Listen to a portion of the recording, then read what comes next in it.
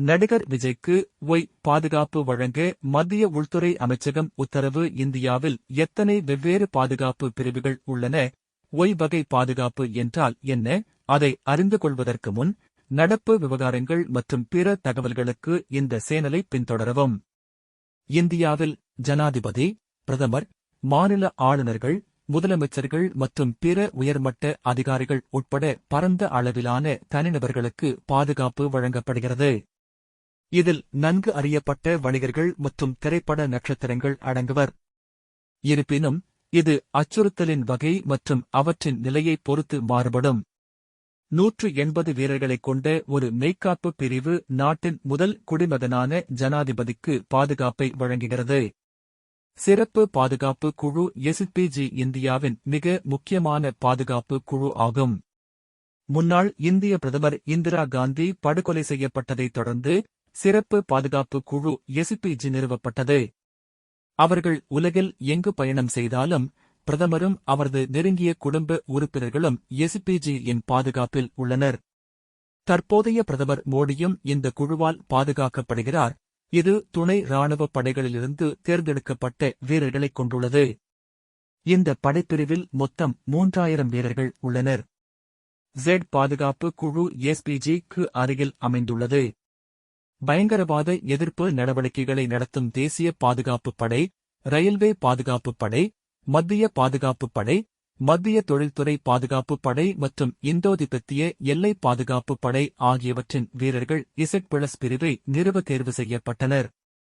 முன்னாள் ஜனாதிபதிகள், பிரதமர்கள் மற்றும் கடுமையான ஆபத்தை எதிர்கொள்ளும் பிற தலைவர்கள் இந்த குழுவால் பாதுகாக்கப்படுகிறார்கள். இந்த Z+ பாதுகாப்பு தமிழக முதல்வர் ஸ்டாலினுக்கு வழங்கப்படுகிறது. 50க்கும் மேற்பட்ட நபர்களையும் 5 புல்லட் ப்ரூஃப் கார்களையும் பாதுகாக்கும் இந்த கும்பல் ஒவ்வொரு மாதமும் சுமார் 33 லட்சம் ரூபாய் செலவிடுகிறது. இசட் யூனிட் என்று அழைக்கப்படும் இந்த பிரிவில் காவல்துறை உட்பட 22 பணியாளர்களும் தேசிய பாதுகாப்பு படையின் 6 உறுப்பினர்களும் உள்ளனர்.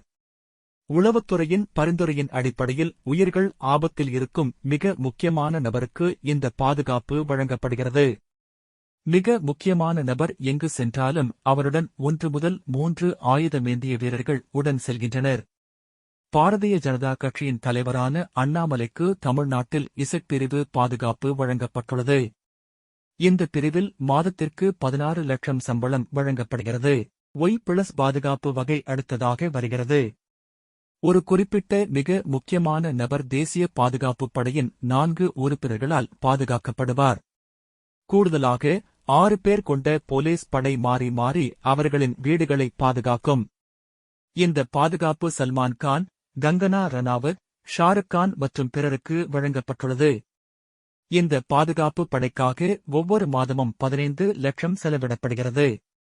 டிவிகே தலைவர் விஜய்க்கு தற்போது ஒய் பிரிவில் பாதுகாப்பு வழங்கப்பட்டுள்ளது.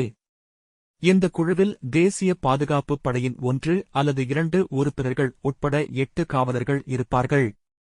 ஒவ்வொரு மாதமும் இந்த பிரிவில் 12 லட்சம் செலவிடப்படுகிறது.